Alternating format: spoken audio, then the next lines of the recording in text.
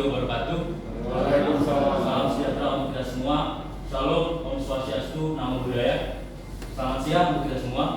Yang kami hormati Bapak Guru penguji materi Bapak Nur Rahim dan Bapak Guru penguji bahasa Bapak Willy Wahyono MPD. Pada kesempatan ini kami akan mempresentasikan riset paper kami yang bertajuk pengaruh olahraga kompetitif terhadap motivasi belajar siswa kelas 11 tahun ajaran SMA Kolej Kanisius tahun ajaran 2022-2023.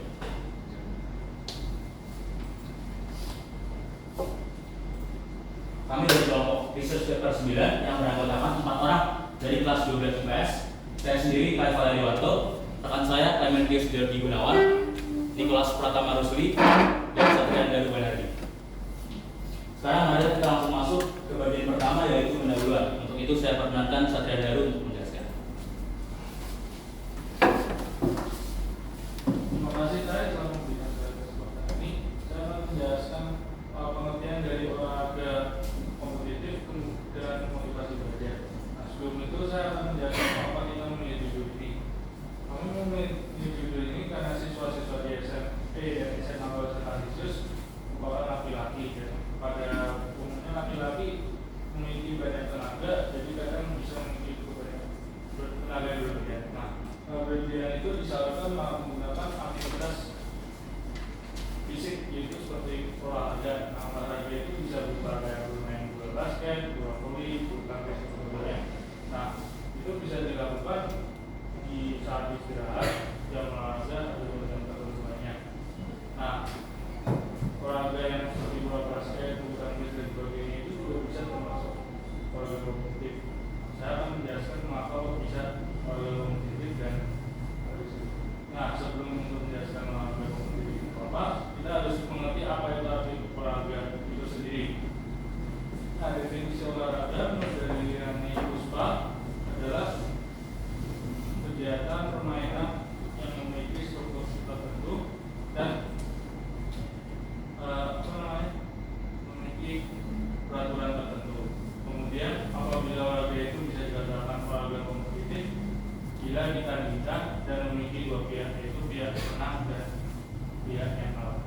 Nah, menurut dari Rusli bahwa olahraga kompetitif itu bertujuan untuk bisa mencapai prestasi setinggi mungkin. Nah, dari untuk motivasi untuk mencapai prestasi yang setinggi mungkin itu bisa mempengaruhi motivasi lain, yaitu motivasi belajar. Nah, apa bisa dihubungkan dengan motivasi belajar? Kita harus tahu apa artinya dari motivasi belajar itu sendiri.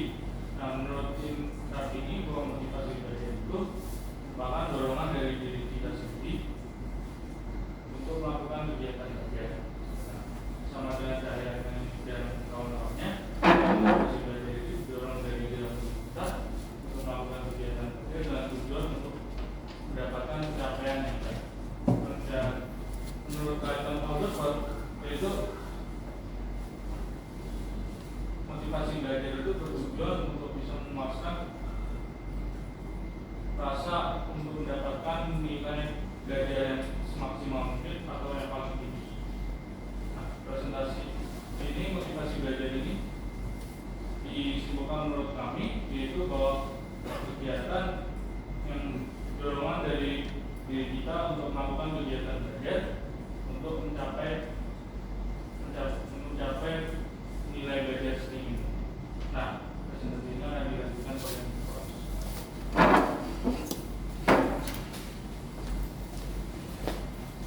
terima kasih Satria dan Banardi. Sekarang saya akan menjelaskan tentang penelitian yang relevan. Seperti yang kita ketahui bahwa judul yang kami ambil adalah pengaruh olahraga kompetitif terhadap motivasi belajar siswa kelas 9 SMA Kolej Kanisius tahun ajaran 2022-2023. Penelitian yang relevan dengan penelitian kami adalah penelitian oleh LSI Muda pada tahun 2011 yang membahas tentang dampak olahraga kompetitif di kalangan pelajar dalam kaitannya motivasi berprestasi. Masalah inti atau masalah utama yang dibahas pada penelitian yang dilakukan oleh LSI Muda adalah apakah olahraga kompetitif di kalangan atlet pelajar memberikan dampak positif atau pengaruh positif terhadap motivasi berprestasi.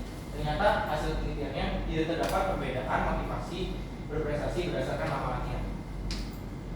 Kemudian ada rumusan masalah. Kami membagi rumusan masalah pada penelitian kali ini jadi tiga rumusan. Yang pertama, apakah olahraga kompetitif berpengaruh terhadap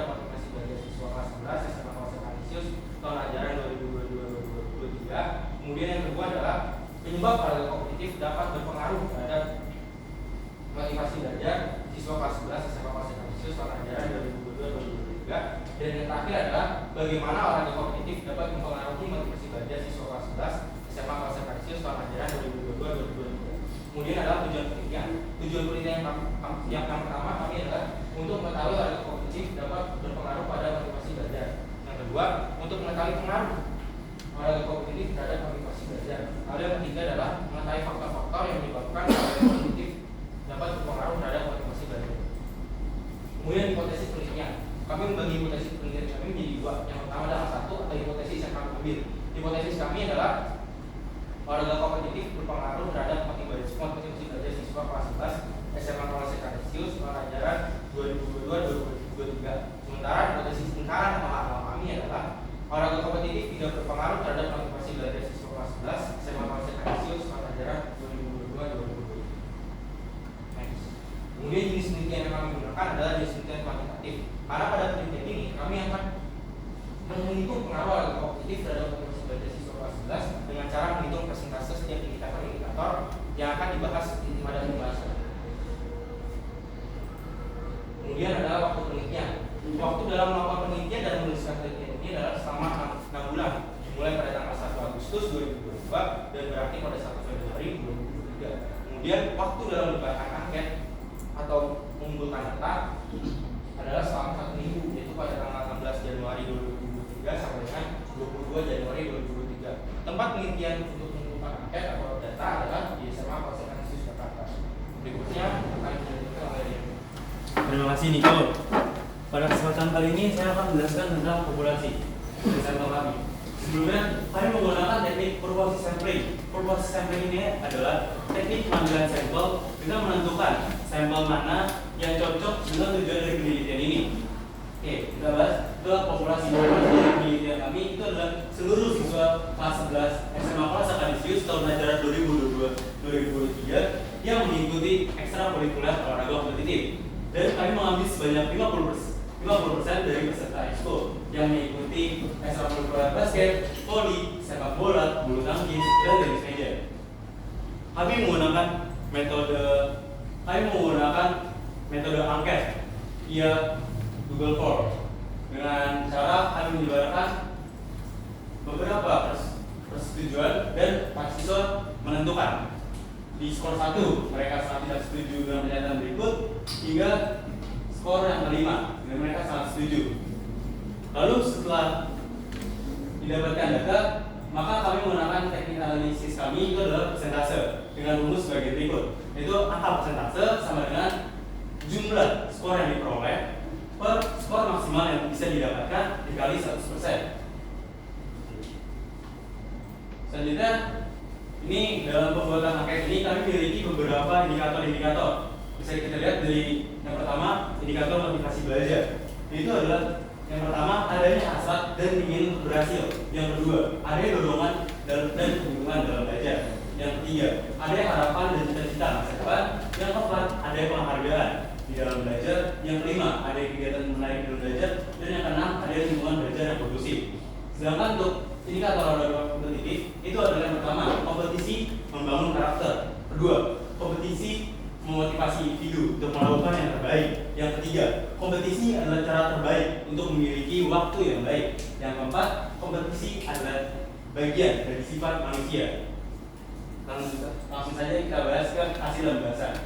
Sekarang saya akan memaparkan hasil dari data yang telah kami dapatkan. Kami mendapatkan jumlah responden sebesar 61 responden, di mana itu adalah sebesar 50% dari populasi. Lalu dengan skor poin maksimal itu adalah 919 poin yang bisa didapatkan. Selanjutnya kita bahas ke indikator pertama, mana hasrat dan keinginan berhasil. Jika kita masukkan ke dalam rumus, maka kita rumus yang sudah tadi saya jelaskan, maka kita akan mendapatkan 93,22%, yang mana masuk ke dalam kategori sangat setuju. Di dalam indikator ini mengatakan bahwa para siswa sangat setuju bahwa mereka memiliki hasrat dan dorongan untuk bisa mendapatkan nilai yang di atas KKM dan mengerjakan tugas dengan baik. Selanjutnya kita ke indikator kedua, yaitu dorongan dan kebutuhan dalam belajar dengan persentase 86,22%. Dari sini bisa kita lihat bahwa para siswa itu setuju bahwa mereka memiliki dorongan serta keinginan untuk fokus dalam belajar. Lanjut aja ke indikator ketiga, itu harapan dan cita-cita, di mana sebesar 85,35%, di mana masih masuk ke kategori mereka sangat setuju. Mereka sangat setuju bahwa mereka memiliki harapan dan target prestasi. Namun dari indikator ini dikatakan bahwa para siswa itu mereka masih belum memiliki cita-cita yang jelas. Selanjutnya itu adalah indikator penghargaan dalam belajar. Para siswa di sini terdapat 86,12%, yang mana masih masuk ke bagian sangat setuju. Dalam indikator ini mengatakan bahwa dengan adanya prestasi dan penghargaan baik di akademik ataupun non akademik itu memotivasi mereka untuk semakin belajar dan menurunkan. Selanjutnya untuk indikator kegiatan menarik dalam belajar sebesar 84,48%, masih masuk juga kategori sangat setuju.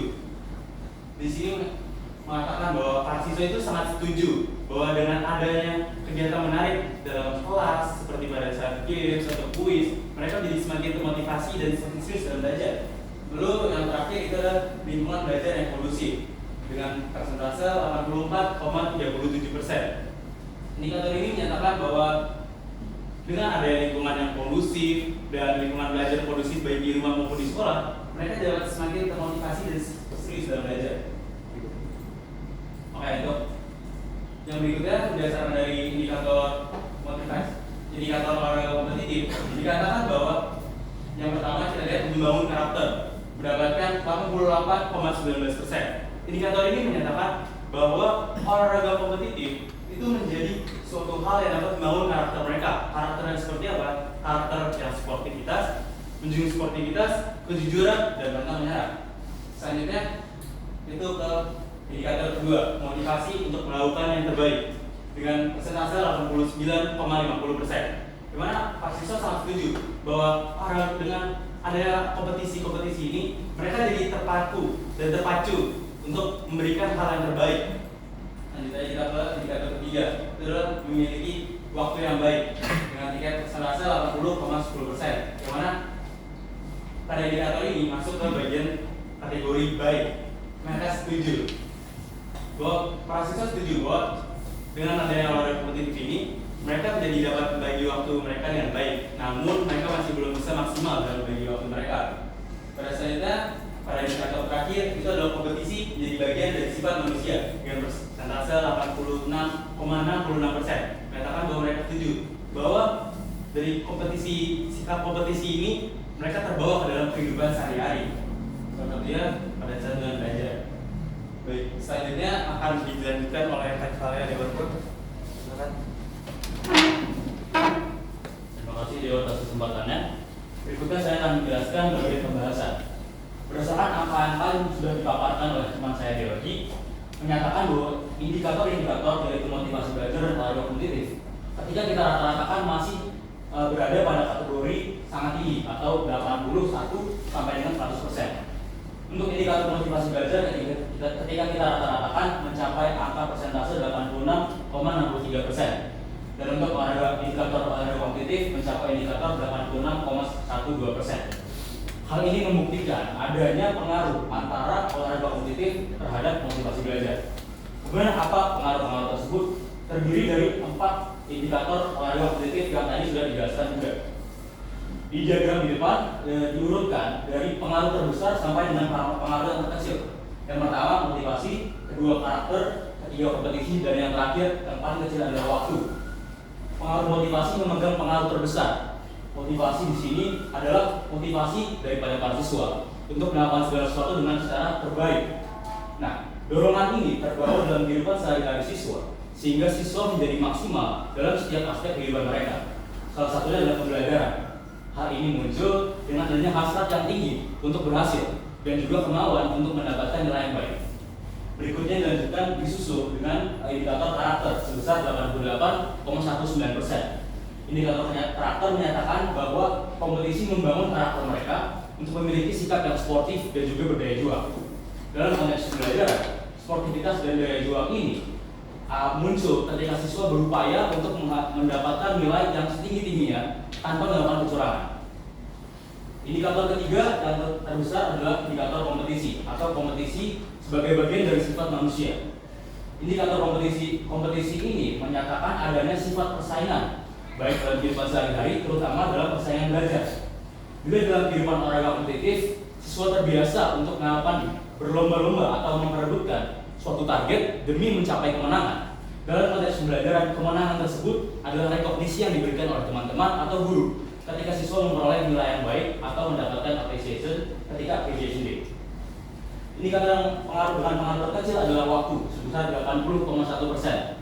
Meskipun memiliki indikator terkecil, namun tetap mencapai kategori baik atau 60 sampai 80%. Indikator waktu ini menyatakan bahwa time management dan juga kedisiplinan siswa adalah cukup baik. Dalam olahraga kompetitif, tentu saja siswa harus memiliki kecakapan untuk membagi waktu antara sekolah dalam belajar dan juga olahraga kompetitif yang mereka ikuti. Karena seperti kita ketahui, olahraga kompetitif membutuhkan waktu yang sangat besar dan juga setelah mengikutinya, tentu saja kita merasa lelah dan membutuhkan waktu untuk istirahat juga. Lantas kemudian mungkin bertanya-tanya, mengapa kemudian siswa tidak serta-merta meninggalkan pembelajaran atau sisi akademik mereka? Disebabkan adanya dua buah faktor. Yang pertama adalah mereka masih memiliki cita-cita dan juga harapan dalam kehidupan mereka yang jelas, sehingga mereka terpaksa dan wajib mengikuti pembelajaran dan mengikuti mendapatkan hasil akademik. Yang kedua adalah pembelajaran di kelas masih bersifat menarik bagi para manusia yang mengikuti kegiatan pembelajaran. Berikutnya kita masuk ke kesimpulan dan saran. Dari yang sudah dipaparkan, dapat disimpulkan bahwa olahraga kompetitif memiliki pengaruh yang positif terhadap motivasi belajar siswa.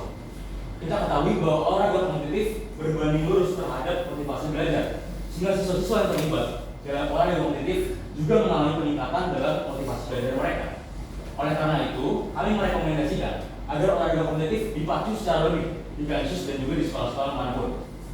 Karena selain mengembangkan individu secara karakter dan juga secara fisik, olahraga kompetitif juga membentuk pribadi yang lebih utuh, atau dalam bahasa Inggrisnya adalah pura personalis. Demikian presentasi dari kelompok kami. Terima kasih atas perhatian Bapak Ibu sekalian. Seperti kata pepatah, tidak ada gading yang tidak retak. Maka dari itu kami mohon maaf bila terdapat kesalahan kata ataupun hal yang menyinggung hadirin sekalian. Terima kasih.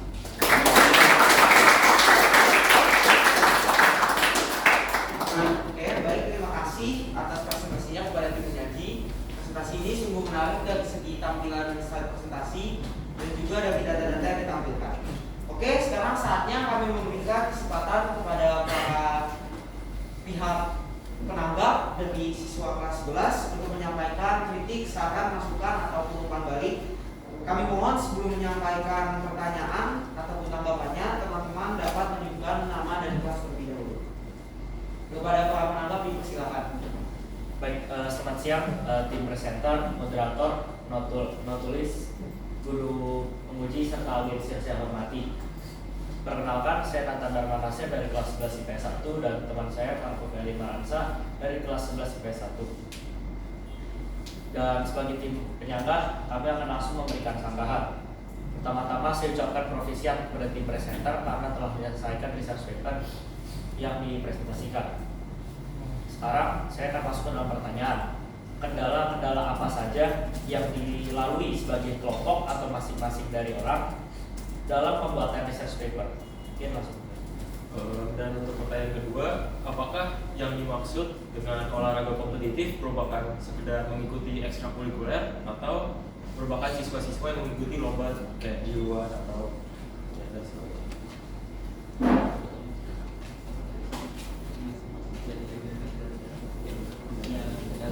Apakah dari tim penyaji mau langsung menjawab atau kita dulu? Langsung jawab saja.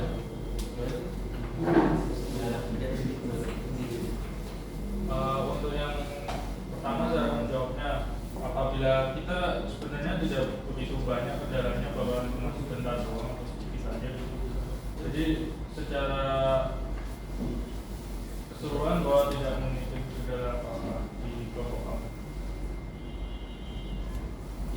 Oke, terima kasih.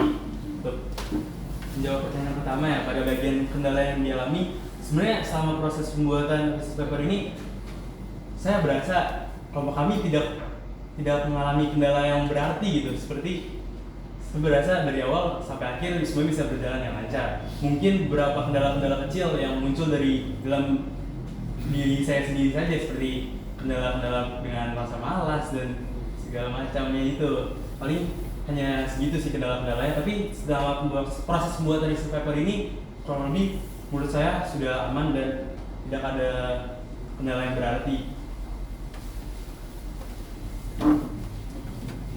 Oke, baik, terima kasih atas pertanyaannya. Untuk kendala-kendala yang kami alami atau saya alami dalam pembuatan research paper ini adalah tidak ada, karena dalam pembuatan research paper ini kami bekerja sama dengan baik dan juga setiap kendala dapat kami lakukan dan kami atasi dengan sangat baik.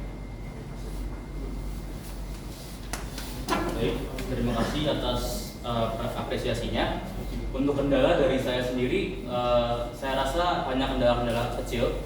Saya akui bahwa pada awal proses pengerjaan saya mengalami sakit sehingga tidak bisa banyak berpartisipasi dalam kelompok. Namun saya bersyukur kelompok saya cukup solid dan juga mampu saling backup sehingga proses pengerjaan dapat berlangsung dengan lancar. Kemudian untuk menjawab pertanyaan kedua mengenai apakah olahraga kompetitif yang dimaksud hanya pada lingkup ekskul atau juga termasuk dalam kegiatan di luar ekskul untuk hal pribadi. Untuk penelitian ini kami batasi pada kegiatan ekstrakurikuler, yaitu 5 jenis ekstrakurikuler: bulu tangkis, sepak bola, voli, tenis meja, dan juga basket. Namun untuk penelitian kami rasa bisa mewakili untuk kegiatan-kegiatan olahraga kompetitif lain yang diselenggarakan di luar dari 5 jenis ekskul itu, karena sifat penelitian kami yang universal dan juga memang yang kegiatan olahraga kompetitif yang mau kami dorongkan tidak hanya pada kegiatan ekstrakurikuler, namun juga di luar kegiatan ekstrakurikuler. Mungkin bisa ditambahkan. Cukup.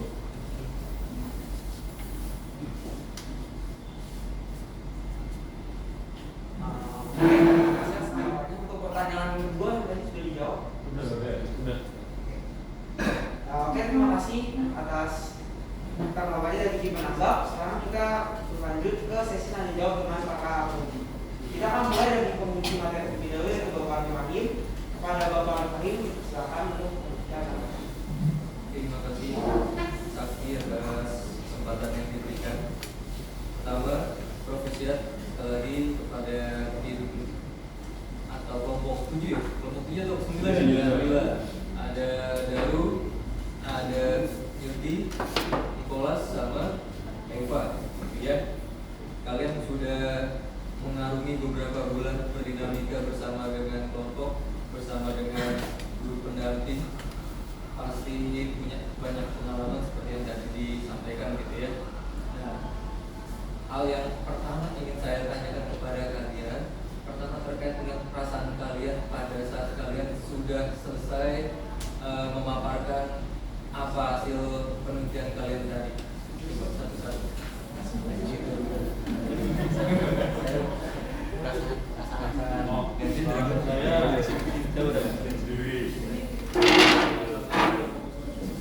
Mungkin saya terlebih dahulu. Untuk perasaan tentu saja saya sangat senang dan bergembira.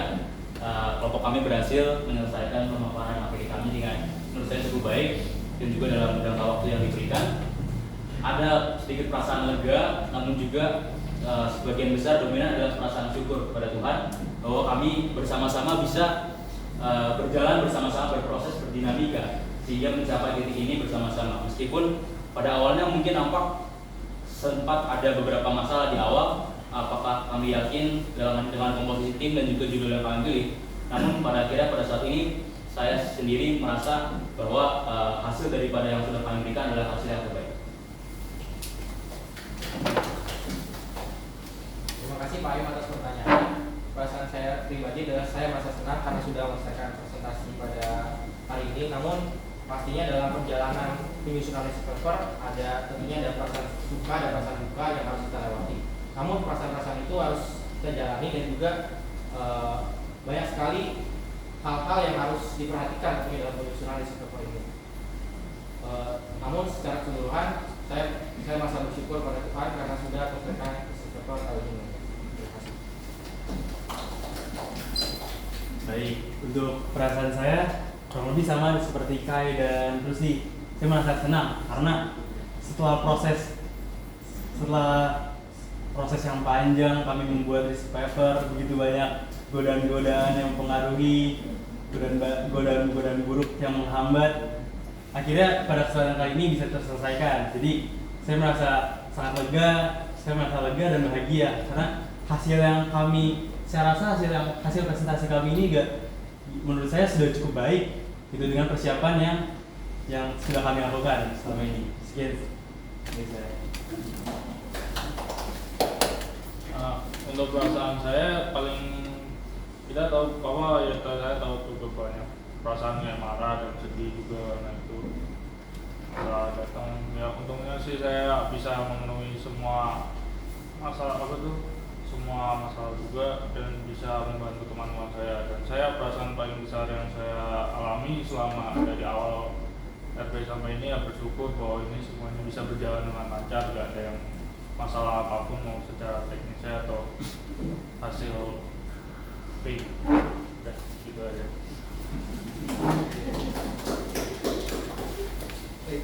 Ya, jadi semuanya senang ya setelah kalian tadi selesai presentasi, apa yang sudah kalian teliti sudah dijabarkan, sudah lepas gitu ya. Ya.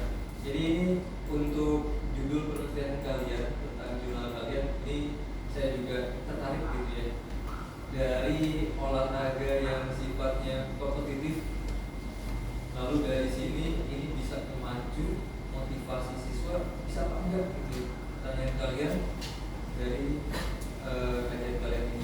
Nah, pertanyaan saya yang kedua mengenai tadi, dari olahraga kompetitif ini atau dari penelitian kalian, ini kan sampelnya kalian ambil dari 50% peserta ekskul, gitu ya. Nah, lalu yang berikutnya saya pengen nanya nih, karena kalian nulisnya di sini memacu, kesimpulannya tadi yang memacu, memotivasi, apakah ini juga berbanding lurus dengan capaian akademik dari para responden yang kalian ambil, kalian teliti? Itu dulu.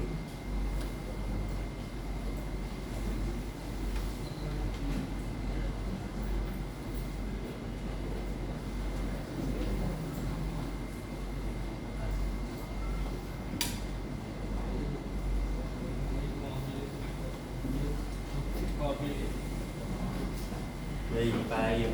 Jadi kalau dari penelitian ini yang kami dapatkan itu adalah melihat bagaimana mereka ada motivasinya untuk semakin belajar atau tidak. Namun dalam penelitian kami tidak melihat secara langsung apakah kami tidak langsung mengambil nilai mereka. Mungkin ada yang mau ditambahkan, Kai? Ya, mungkin untuk memperjelas, karena penelitian kami adalah meneliti apakah terdapat motivasi belajar juga, kami tidak dapat menyimpulkan secara langsung apakah juga berpengaruh terhadap capaian akademik mereka. Karena yang kami teliti di sini adalah bukti-bukti pertanyaan yang mengarah pada apakah ada atau tidak pengaruhnya terhadap motivasi untuk belajar. Mungkin seperti itu.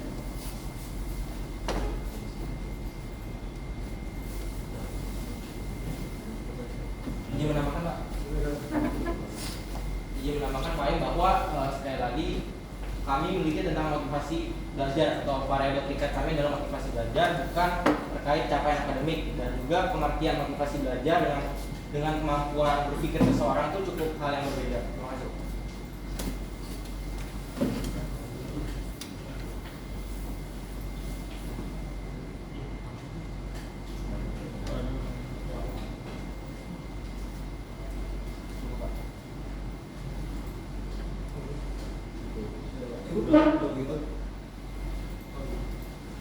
Terima kasih Bapak Hakim. Sekarang saya mempersilahkan kepada penguji bahasa yaitu Bapak Andesri Kalasingoyono untuk menyampaikan pertanyaannya ataupun pada Bapak ini dipersilakan. Baik, terima kasih. Tapi saya dari segi bahasa tadi sudah puja-pujinya sudah dari Pak Ain, maka saya ada sedikit pertanyaan sedikit pertanyaan saya itu. berkaitan dengan bagaimana Anda mencantumkan sumber-sumber itu pada paparan Anda. Misalnya di halaman 2 itu ada menurut Rusdi Lutan 2007. Sementara di sampingnya itu ada menurut Kartini dan Kartikata 2020 152.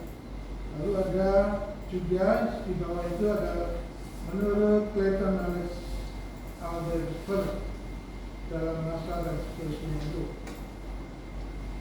Nah, sementara pada bagian daftar pustaka sekedar saya lihat itu yang Rusli. Nah, Rusli ini di bagian mana? Anda menuliskan Rusli yang 2000 lalu 7 ini diambilkan dari mana? Dari daftar pustaka ini. Ya, mungkin perlu dilihat kemudian bagaimana Anda menuliskannya. Nah, apakah sudah sesuai dengan yang dituliskan pada pedoman? Karena di sini ada perbedaan, misalnya pada Liliani Puspa 2009 ini berbeda dengan yang lain, misalnya pada Cahyani A di Data itu 2020, ini penulisannya berbeda. Nah, ini apakah memang seperti itu atau untuk bentuk yang lain? Ini yang pertama dulu. Ini karena dari sisi bahasanya.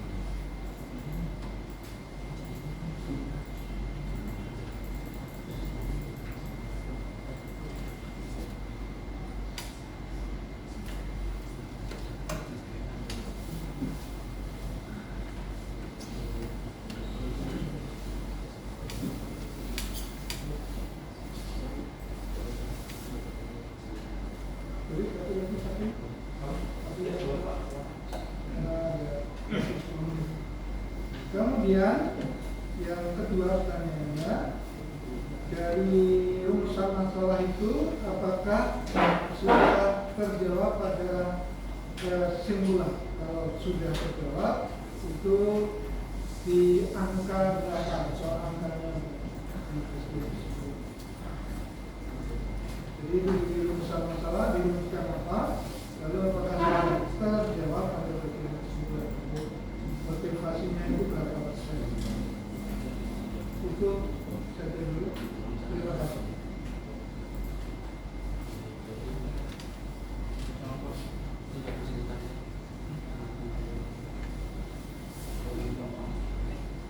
Pak Jin, Ya.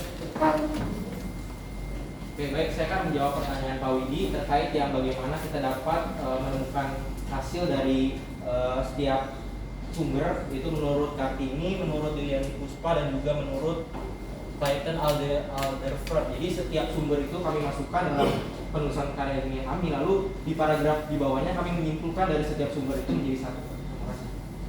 Yang saya tanyakan soal tulisannya. Kalau sebenarnya penulisannya apakah sudah sesuai dengan itu? Karena pada daftar pustaka itu dituliskan demikian, lalu di dalam pilihan kalian seperti itu. Apakah sudah disesuaikan sesuai dengan tata cara penulisannya? Karena saya bagian dari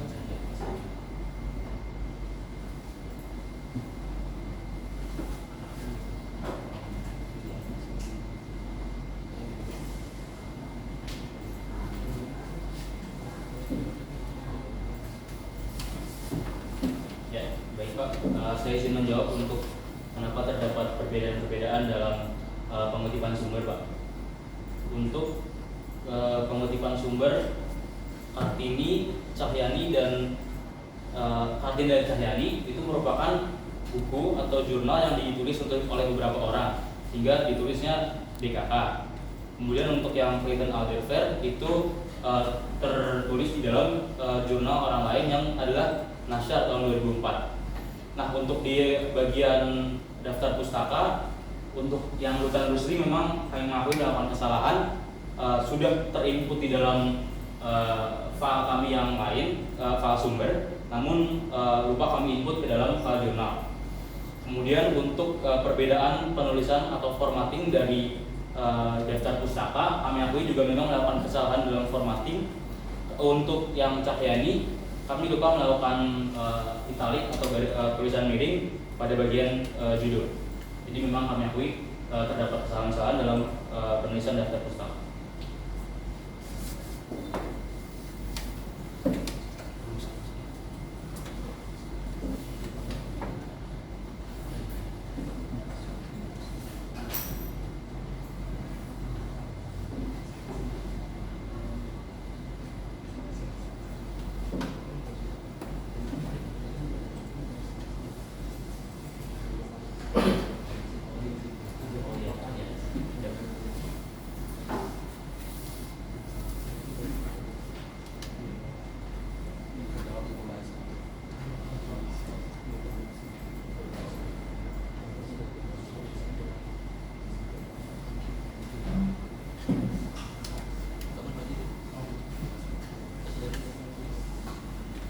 Komisi Pak, saya mau jawab bahwa rumusan masalahnya memang sudah dibahas, tetapi untuk yang kesimpulannya kita tidak memiliki amdal. Baik, saya izin menambahkan. Untuk rumusan masalah ini sudah terjawab dan kami kan rumusan masalah kami memiliki 3, tapi kami simpulkan lagi semuanya menjadi satu dan menjadi bentuk kata-kata yang mana memang kami pada bagian kesimpulan itu tidak memasukkan hasil persentase rata-ratanya seperti itu, Pak.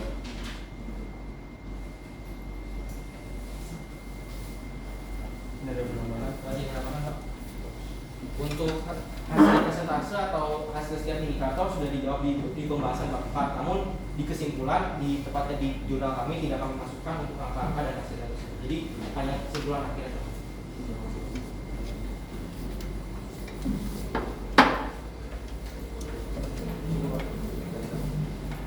Mungkin saya perlu minta dipertegas di rumusan masalahnya apa. Itu kan kamu katakan tadi 3, ada 3 ya. Nah, 3 itu sudah dituliskan belum di bagian kesimpulan? Di rumusan masalahnya apa? Dapat ditanyakan apa, lalu di kesimpulannya. Nah, itu kan harus kesimpulan.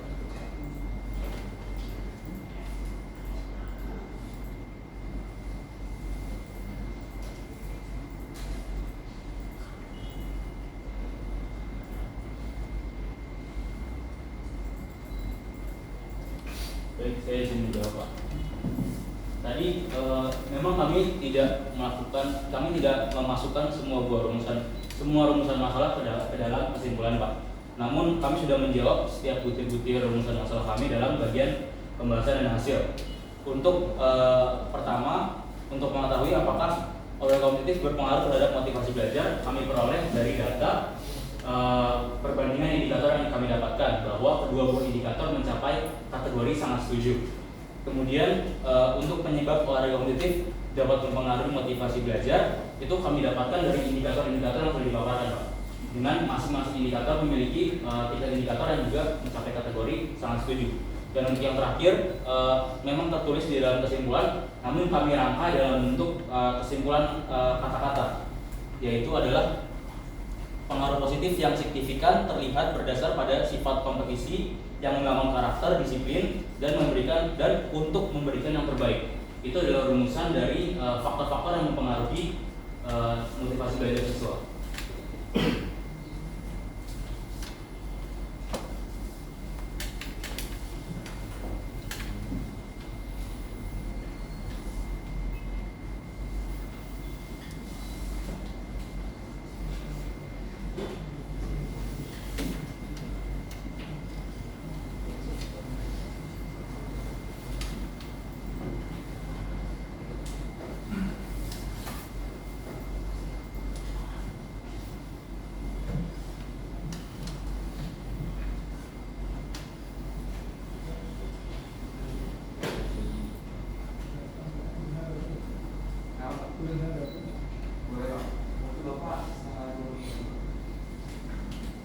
setahu saya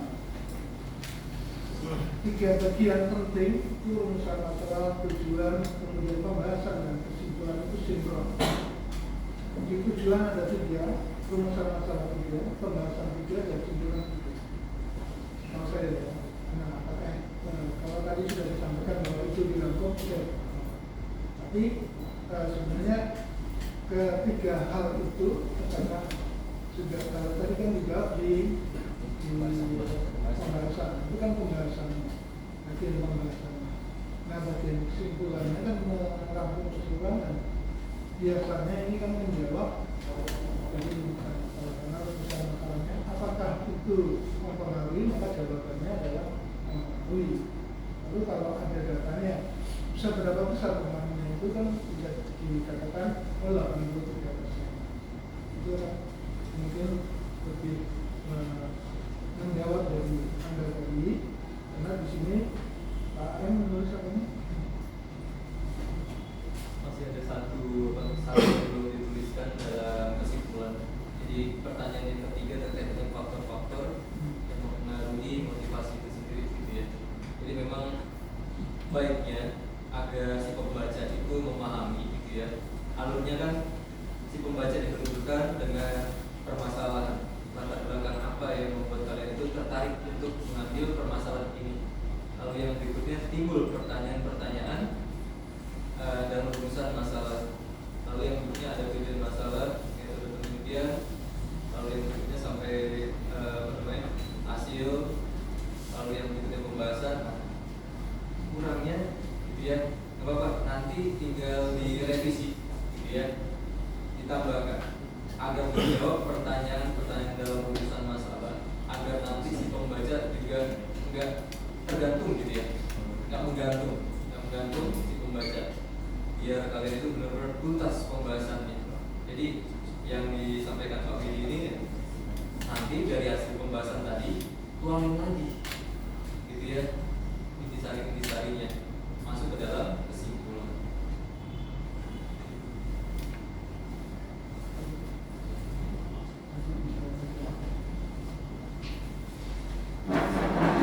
Terima kasih kepada para penguji yang telah memberikan masukan dan pertanyaan kepada kelompok penyaji. Selanjutnya kami mempersilakan kepada para audiens untuk menyampaikan pertanyaan dari para audiens kepada para penyaji. Sebelum bertanya, audiens dipersilakan untuk memperkenalkan diri mereka terlebih dahulu. Silakan, apakah ada yang ingin memberikan pertanyaan?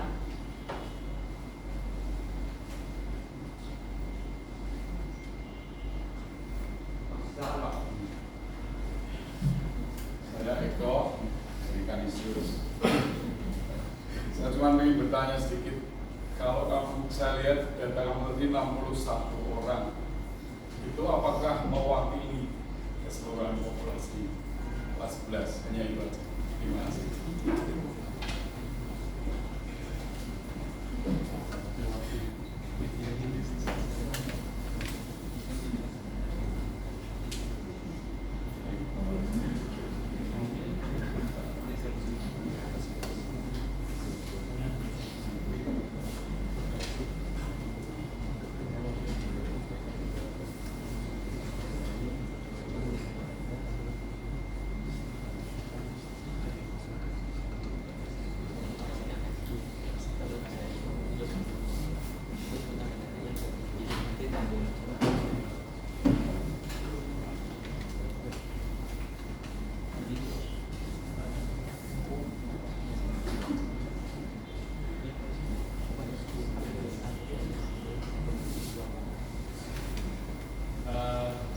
Saya akan menjawab pertanyaan Bapak. Nah, kita menggunakan namanya proposal sampling, jadi kita menggunakan bisa mengambil sampelnya untuk siapa yang mengikuti olahraga kompetitif.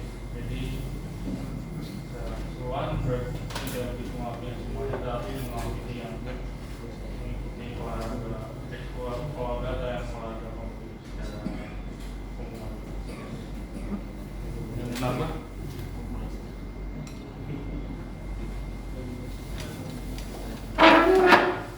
Baik, izin menambahkan penjelasan kepada Adi untuk untuk populasi yang kami gunakan adalah kelas 11 yang mengikuti olahraga kompetitif 5 cabang, yaitu basket, bulu tangkis, voli, tenis meja, dan sepak bola.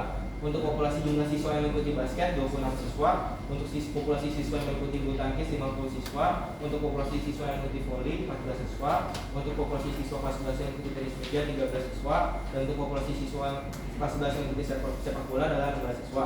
Apabila dijumlahkan semuanya, totalnya adalah 119, lalu 50%-nya adalah kurang lebih 61. Jadi sudah mewakili populasi. Gimana?